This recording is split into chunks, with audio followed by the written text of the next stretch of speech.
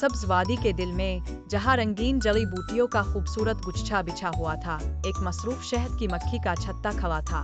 इस छत्ते के अंदर शहद की मक्खियाँ एक कम्युनिटी की शक्ल में आबाद थी, जिनकी जिंदगी ताउन और मेहनत के पेचीदा रक्स के लिए वक्फ थी। उनमें एक नौजवान मक्खी बेस थी, जिसकी धारियाँ रोशन और जोश से भरी हुई थीं। बेस की मुहिम जोई का जज्बा साफ जाहिर था।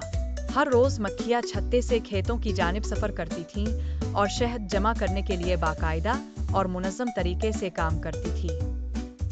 बेस अपने मेहनती बहन भाइयों से मुख्तलिफ था।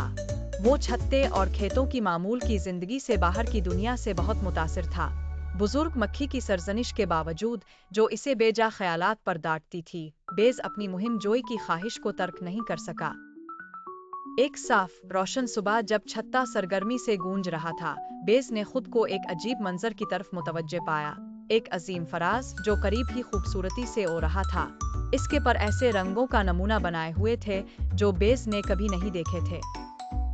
इसका दिल जोश से धड़कने लगा जब इसने फराज के पीछे जाने का फैसला किया, अपने पर और मुहिम की वदा पर एतमाद करते हुए।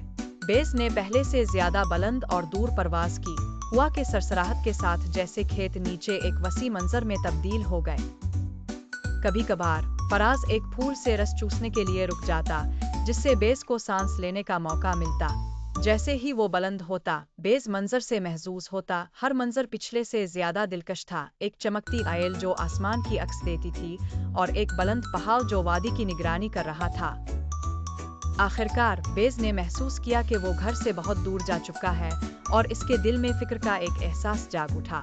फराज ने इसकी बेचैनी को महसूस करते हुए नरम अंदाज में छत्ते की समत वापस उड़ना शुरू किया।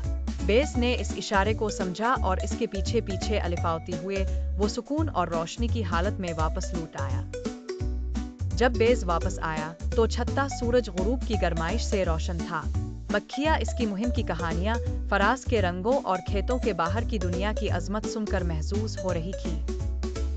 बुजुर्ग मक्खी जो इब्तिदा में सख्त थी, जानने वाले अंदाज में मुस्कुरा दी। इसकी आंखों में एक ऐसे नौजवान मक्खी की समझ थी जो कभी खुद भी इतना ही तजस्सुस से भरा था।